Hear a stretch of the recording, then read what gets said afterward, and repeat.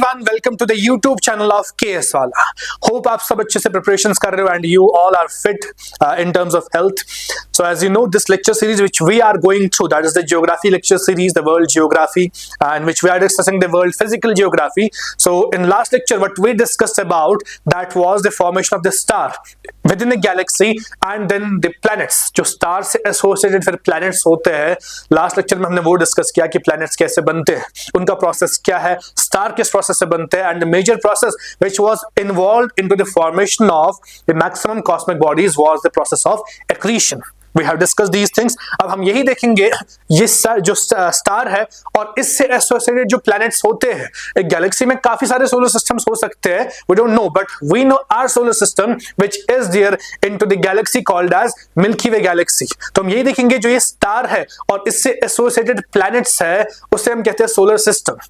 तो we will see on that what our solar system is.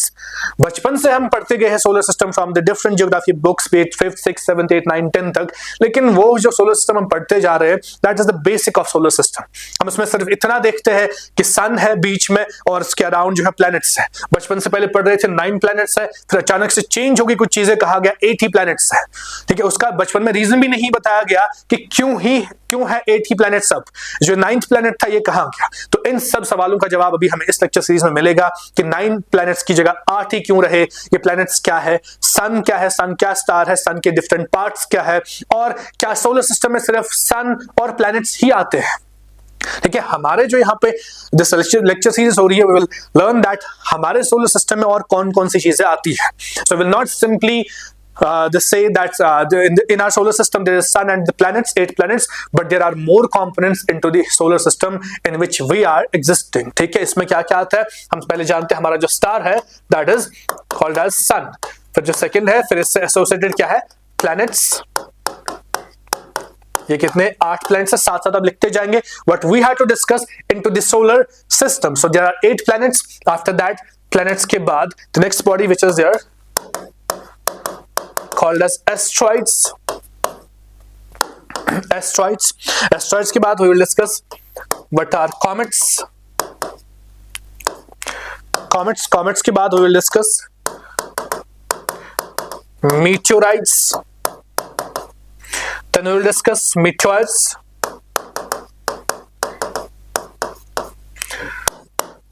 And at the end we will discuss meteorites.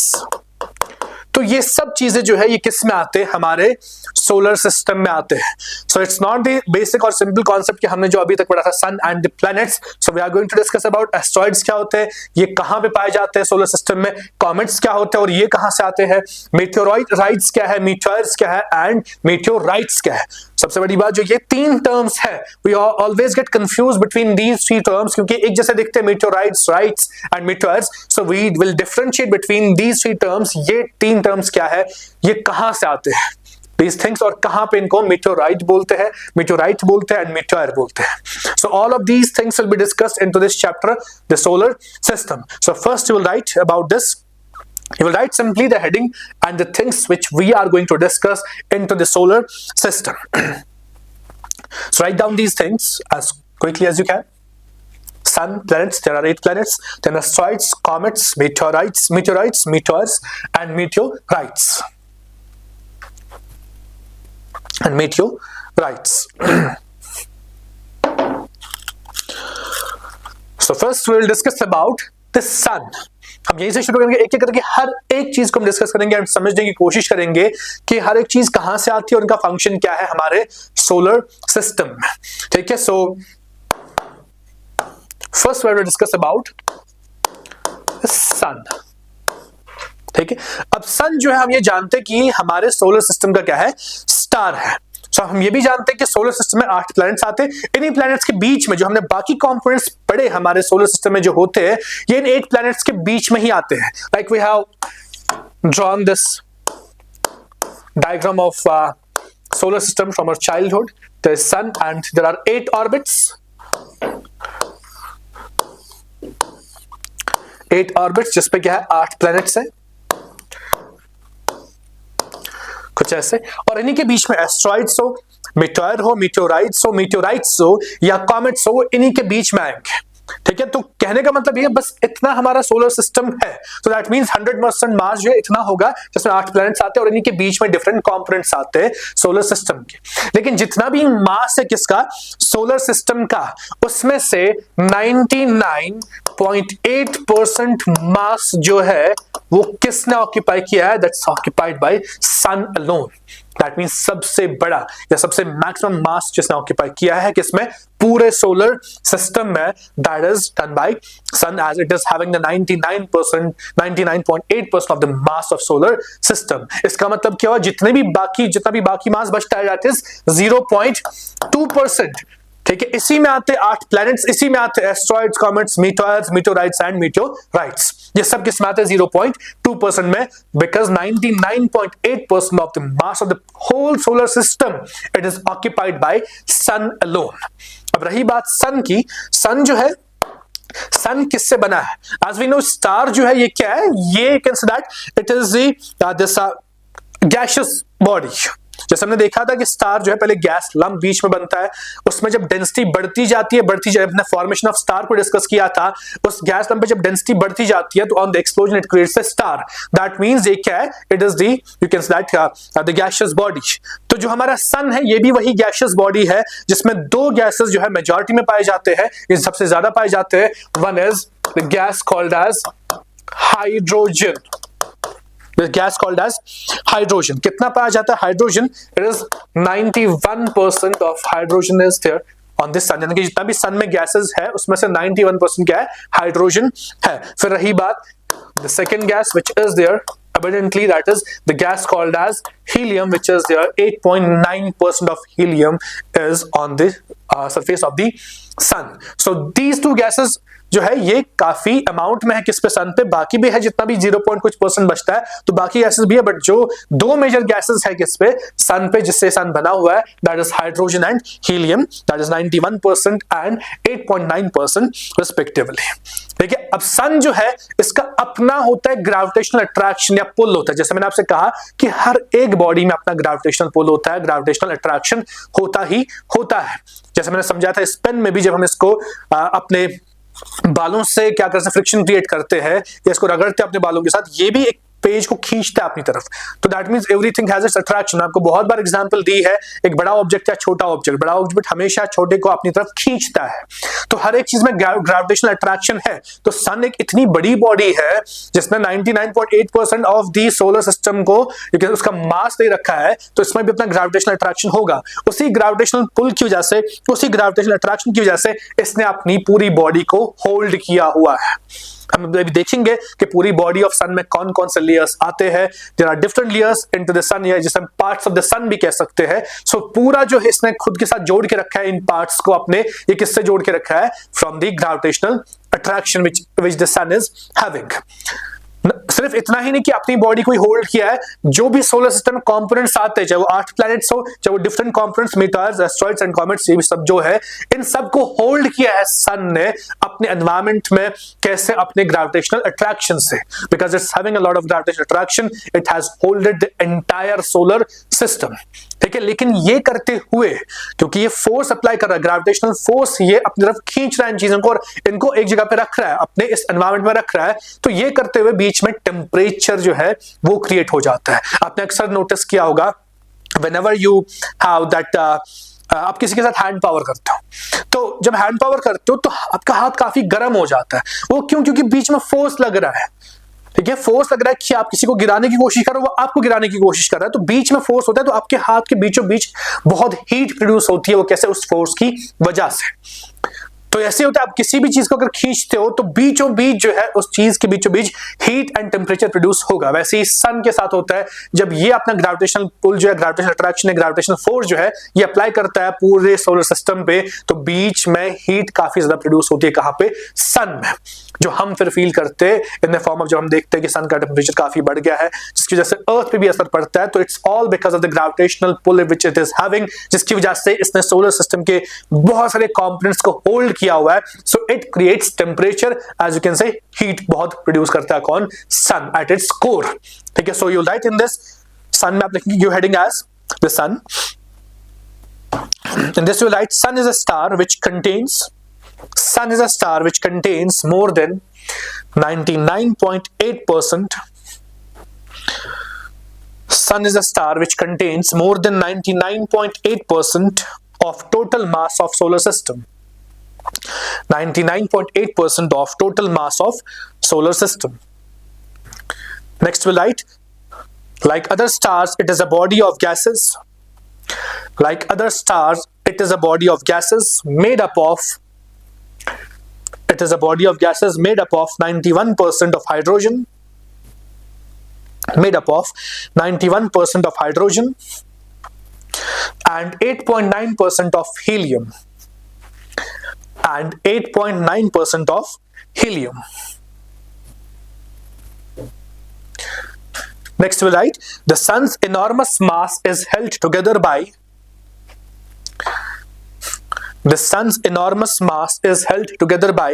the gravitational attraction, which produces immense temperature, at its core.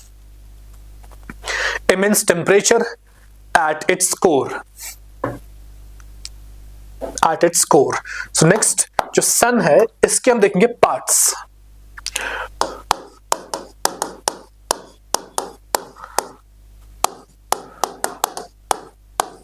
Parts of sun. So next heading you will give as parts of sun.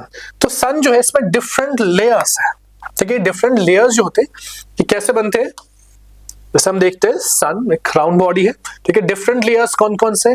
सबसे पहला layer जो top most layer है किसका, sun का, that is called as the layer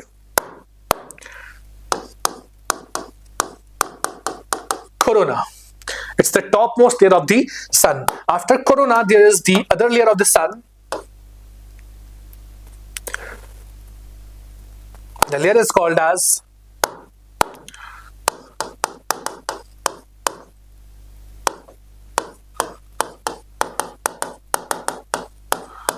chromosphere.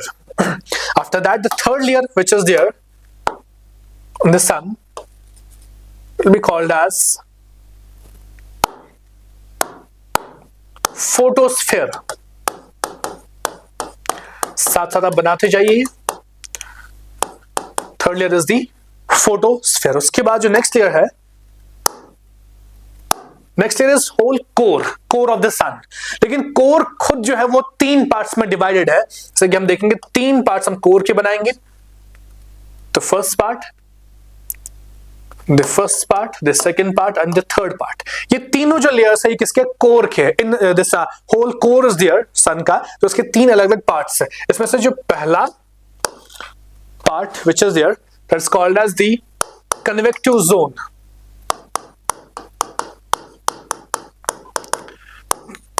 Convective zone core. जो second part है core का, that is called as radiative zone core.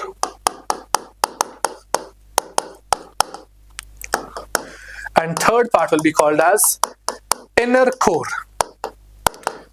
तो आप यहां पे भी लिख सकते हो, this is the convective zone, this is the radiative zone and it's the inner core of the sun. तो ये सब लेयर्स जो है किसके, सन के हैं, जिनका फंक्शनिंग अलग अलग है और इनमें डिफरेंट फीचर्स अलग अलग है, इनका टेम्परेचर अलग अलग है और ये डिफरेंट टाइम पे दिखते हैं. इसमें से हम अभी देखेंगे एक एक करके सब लेयर्स को. Will discuss all of the layers.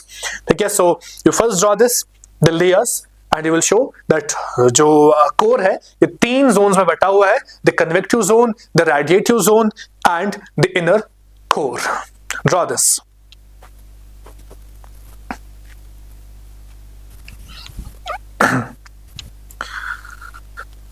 So after this we will discuss about the corona, the first layer of the sun.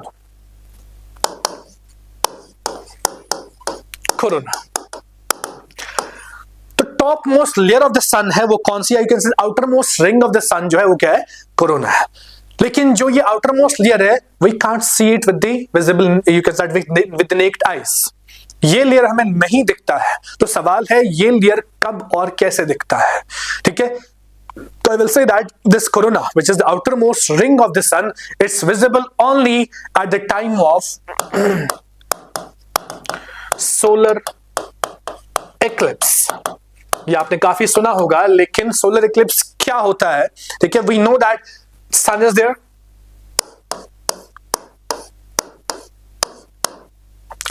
अर्थ है, वी नो दैट अर्थ जो है ये रिवॉल्व करता है अराउंड द सन, लेकिन एक ऐसी बॉडी और है जो रिवॉल्व करता है around the earth, and we all know that that is the body called as moon. तो मून जो है कभी यहां पे होगा, अर्थ के पीछे होगा, कभी यहां होगा पोजीशन ऑफ मून, कभी यहां होगा मून, ठीक है, और कभी मून यहां पे होगा. तो डिफरेंट पोजीशंस, क्योंकि मून जो है वो रिवॉल्व करता है अराउंड दी अर्थ. सो जब भी ऐसी कंडीशन आएगी कि moon is between earth and sun, that moon is, I'm repeating, moon is between earth and sun, this condition is called as solar eclipse. ठीक है, सो व्हाट आई मेंशनड कि जब solar Eclipse आता है, जब हम अर्थ पे देखते हैं कि मून आ गया सन और हमारे बीच में, ठीक है, तो उस टाइम पे, उस सिचुएशन को क्या कहते हैं? Solar eclipse. और उस टाइम पे हमें दिखती है outer most layer of the sun, outer most ring of the sun, that is called as the corona. ठीक है, I will show you this layer.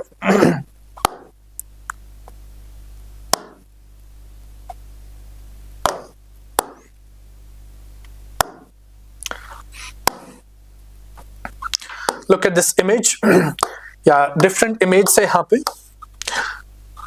Look at these images कि बीच में मून आया है और सन का जो हमें कुछ ब्राइट स्पॉट दिख रहा है या ब्राइट रिंग दिख रही है, this is called as the corona, और you can say outer most ring of the sun. तो डिफरेंट पिक्चर्स यहाँ पे दिखाई गई है जिससे हम ये समझ सकते हैं कि कोरोना क्या होता है, कैसे हमें outer most layer of the या this outer most ring of the sun दिखती है, द मोस्ट वैसा जो रिंग है. ठीक है, ये आप देख सकते हो that black spot which is there, it is actually the moon which has come between we people and the sun. तो जो उस टाइम पे ब्राइटनेस साइड में दिखती है आपको, this layer is called as the corona. So that is why I mention that ये normally हमें नहीं दिखती है, it's only visible at the time of solar eclipse. इसी वजह से अब देखिए ये क्राउन जैसा दिख रहा है, इसी वजह से corona is also known as the crown of the sun. ठीक है, so it's called as the crown of the sun. और इसका टेम्परेचर जो होता है, it reach up to 2 million degree centigrades. मैं इसकी बात कर रहा हूं, जो ये लेयर हमें अभी दिख रही है eight the time of solar Eclipse, its temperature is about 2 million degree centigrades. So you will write in this, number 1 corona, will write in this.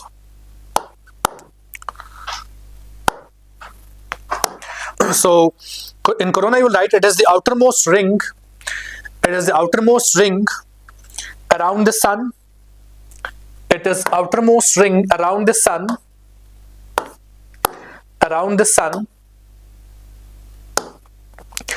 which is visible, which is visible,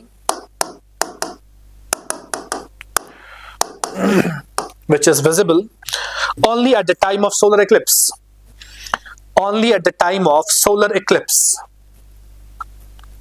In brackets we'll mention solar eclipse के आगे, when moon comes between sun and earth, when moon comes between sun and earth.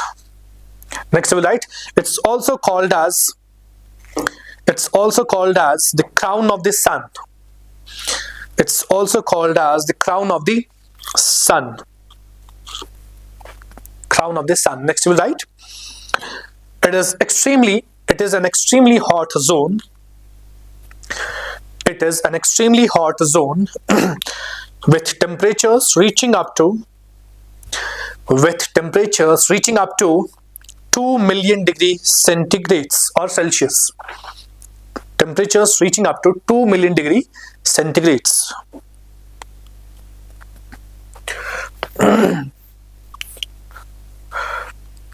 इसके बाद next layer जो था sun का, that was the layer called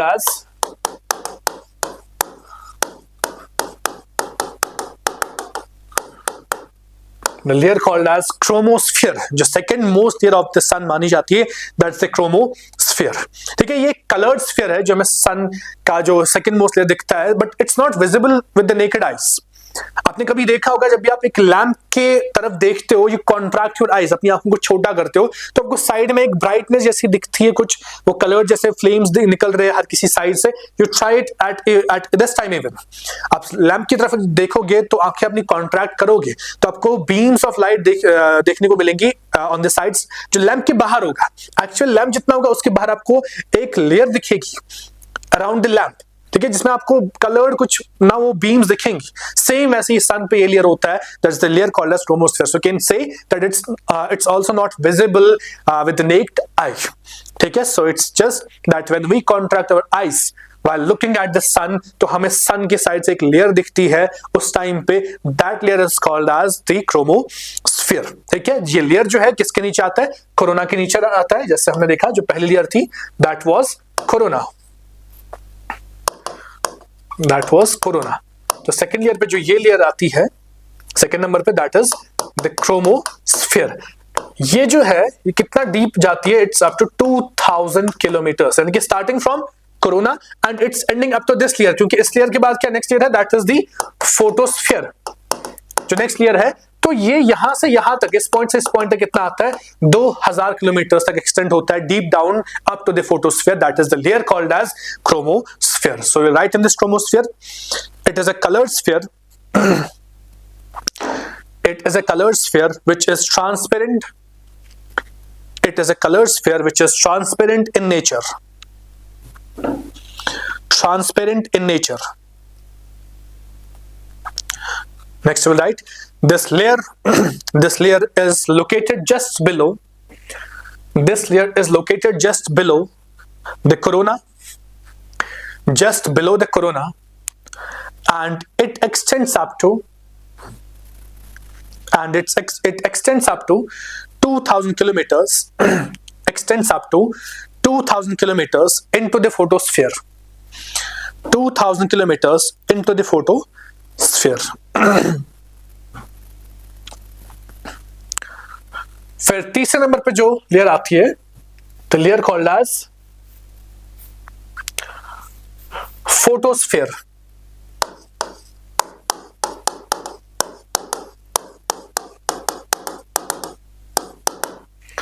तो layer called as photosphere. इसका नाम ही फोटोस्फीयर क्यों है? क्योंकि ये वो लेयर है सन की जो हमें सीधे नेक्ड आई से दिखती है। It's visible to we people with naked eyes. जब भी हम सन की तरफ देखते हैं खुली आंखों से, तो जो हमें स्फीयर दिखता है that is called as the photosphere. तो we can say photosphere and core is visible to our naked eyes, but उससे बाहर जो लेयर्स है, चाहे वो क्रोमोस्फीयर हो चाहे वो कोरोना हो, those layers are not visible with the naked eyes. So that is why it is named as the photosphere, because it's visible to our naked eyes, हम इसको देख पाते हैं। और इसी लेयर से जो हम सुनते आए हैं बचपन से, दैट अल्ट्रावायलेट रेज, ये आपने सुना होगा, ultraviolet rays and infrared radiations, and infrared radiations, ये कहां से एमिट होती है, कहां से निकलती है सन से? From the same layer called as photosphere. So both these types of बहुत ही हार्मफुल है ये, चाहे वो अल्ट्रावायलेट रेडिएशंस हो चाहे वो इंफ्रारेड रेडिएशंस हो, ये दोनों कहां से आती है? It comes from the photosphere, that is sphere, third most sphere of the sun, ठीक है। तो you write in this photosphere, it is the third most layer of the sun, it is the third most layer of the sun, third most layer of the sun, which is visible to the naked eyes, which is visible to the naked eyes. Next we'll write, due to its visibility, it is named as, due to its visibility it is named as photosphere. It is named as photosphere. Next we'll write, from this layer sun's energy is emitted, from this layer sun's energy is emitted in the form of ultraviolet in the form of ultraviolet and infrared radiations, ultraviolet and infrared radiations, ultraviolet and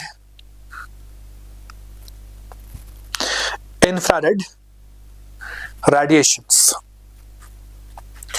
तो अभी तक हमने 3 layers of sun जो है वो discuss कर लिए। That was the first layer called as corona. I mentioned that corona is visible only at the time of solar eclipse. Second layer we discussed about the chromosphere. It is visible but we had to contract our eyes, तो हमें बाहर एक layer दिखती है जो क्या है, एक ट्रांसपेरेंट लेयर है जहां से जिसके पीछे हम कुछ चीजें देख सकते हैं। And third layer we discuss about the photosphere. This is a sphere which is visible to the naked eye, जो हम देखते हैं सन को हम क्या देखते हैं, फोटोस्फीयर और कोर को। इसके बाद नेक्स्ट जो लेयर है that is a core, but you know that core जो है it has the 3 zones, so it will take time to discuss the core. It will take more 15 to 20 minutes to discuss the core, as we have to discuss 3 layers of the core. कौन कौन सा, convective zone, radiative zone and then the inner core. ठीक है, सो आज के lecture के लिए इतना ही रखते हैं। In next lecture I will discuss with you people the core of the sun. इतना ही नहीं, we will also discuss the concept associated with the sun, जैसे कि सोलर विंड्स। सोलर विंड्स जो है ये वो विंड्स है जो कहां से, सन से ही आते हैं। सोलर फ्लेयर्स क्या होते हैं, सन स्पॉट्स एक कॉन्सेप्ट है, ये सारे कॉन्सेप्ट एसोसिएटेड किससे, सन से। तो we will also discuss the sun spots क्या होते हैं। So we will make these things crystal clear that ये सब फेनोमेनास या ये सब जो प्रोसेस है which are associated with the sun, we will discuss all these concepts into this lecture series. A lot of students text me that जो हम यहाँ पे पढ़ रहे हैं, is it sufficient for JKSSB or different examinations? So I am clearing this point that whatever content we are delivering here, especially what I am giving you people, it is much more sufficient for UPSC level also. I'm not delivering on the basis of different examinations, या मैं कोई difference create नहीं कर रहा हूँ अभी, SSB के लिए अलग देख रहा हूँ या बाकी चीजों के लिए अलग। तो जो अभी स्टूडेंट सेट कर रहे हैं बाउंड्रीज कि एसएसबी में इतना पूछा जाता है, जेकेपीएससी में इस लेवल तक पूछा जाता है, so there is no boundary, it's simply written geography, the world geography, the physical divisions of the world and the India, तो कुछ भी पूछ सकते हैं इस बेसिक ज्योग्राफी से। So there is no limit this about having the knowledge of this subject, not only this subject, जो भी आप बाकी subjects पढ़ रहे हो, so you can go to the that किसी भी हद तक आप जा सकते हो, बट हाँ इतना भी नहीं कि आप बहुत ही डीप जाते हो किसी कॉन्सेप्ट में। अगर सन को हम ऐसे पढ़ने बैठे तो फिर कोर की भी यू कैन से दैट 20-25 दिन तक स्टडी हो सकती है, बट हम जनरल पर्सपेक्टिव से पढ़ रहे हैं यहाँ पे। So whatever we are delivering here, so trust me, it is much more sufficient for UPSC. ये सीरीज पढ़ के जब आप क्वेश्चंस प्रैक्टिस करोगे, प्रीवियस ईयर यूपीएससी क्वेश्चंस हो, प्रीवियस ईयर जेकेपीएससी क्वेश्चंस हो या जेकेएसएसबी क्वेश्चंस भी क्यों ना हो, you will be able to solve all of those questions provided that कि आपने रिविजन्स किए हो, आपको इतना कंटेंट पूरा पता हो जो भी आप इस लेक्चर सीरीज में लिखोगे। So have trust on this content, whatever you are studying here, it is much more sufficient. So आपको बस करना क्या है, you have to revise things repeatedly, जिसकी वजह से आपके कॉन्सेप्ट्स और ज्यादा स्ट्रांग हो जाए, क्योंकि at the end of the day you have to remember the things, you have to remember the 18 subjects at one place, that is in your mind. Task for you people is कि इतने subjects को एक साथ आपको दिमाग में रखना है। ये जो हम सारा पढ़ रहे हैं, nothing is there, you can say इतना कॉन्सेप्चुअल कि आपको समझ नहीं आए, ये बस डेटा आपके लिए, बस मैं समझा रहा हूं आपको और आप समझ रहे हो। बस टास्क जो आपका काम है इज कि इस डेटा को दिमाग में रखना है। अब अगर 1-2 सब्जेक्ट्स होते या 3 सब्जेक्ट्स होते तो बहुत आसान था, लेकिन जो हमारे लिए टफ चीजें बनती है वो कैसे बनती है कि 10 to 12 और यू कैन से यूपीएससी के लिए 16 to 17 सब्जेक्ट्स को एक साथ दिमाग में रखना पड़ता है, तो नॉलेज मिक्स हो जाती है। तो उस चीज को फिर मैनेज करना अपने दिमाग में कि आप कैसे हर एक सब्जेक्ट को याद रख सकते हो या हर एक सब्जेक्ट को कैसे आप लिंक कर सकते हो एक दूसरे के साथ, क्योंकि ये पूरा सिलेबस ऐसे डिजाइन है कि यहाँ पे हर एक सब्जेक्ट लिंक हो रहा है आपस में। तो ये आप पे डिपेंड करता है how much you are working on yourself, how much revisions are there for every subject, क्योंकि जितना आप क्रिस्टल क्लियर रहोगे अपने कॉन्सेप्ट्स के साथ by the help of revisions, उतना आप अच्छे से क्वेश्चंस को सॉल्व कर पाओगे। So whatever you are writing here, keep revising these things only, you don't have to be into the different books। हाँ, किसी को कोई बुक पढ़नी है वो पढ़ ले, लेकिन जितना आप यहाँ पे लिख रहे हो, आई बिलीव दैट कि सफिशिएंट है एग्जाम्स को टैकल करने के लिए। So whatever you are writing, trust in that, ताकि यू विल फील दैट कि आप क्वेश्चंस कर पा रहे हो। And I will suggest only one thing, that every day practice the MCQ. जैसे हम अगर सोलर सिस्टम पढ़ रहे हैं, जो ही हमारा सोलर सिस्टम खत्म हो जाएगा तो आप डिफरेंट सोर्सेज से गूगल से एमसीक्यूज निकाल सकते हो और उनको सॉल्व कर सकते हो। That is how preparations go on. So every time when the topic is completed, draw out some MCQs from different sources, उन एमसीक्यूज को प्रैक्टिस करो, that makes your topic complete. Otherwise जो मैं यहाँ पे बढ़ा रहा हूँ, ठीक है, और आप अगर एमसीक्यूज प्रैक्टिस नहीं कर रहे हो इस बेसिस पे, तो आपका टॉपिक जो है 50% कंप्लीट हो चुका है, because at the end of the day mock test help you a lot in solving the different in cracking the different examinations. So your only task is that practice the daily MCQs on the different topics. ठीक है, आज के लिए इतना ही इस lecture में। मिलते हैं आपसे इन नेक्स्ट लेक्चर, तब तक के लिए टेक केयर।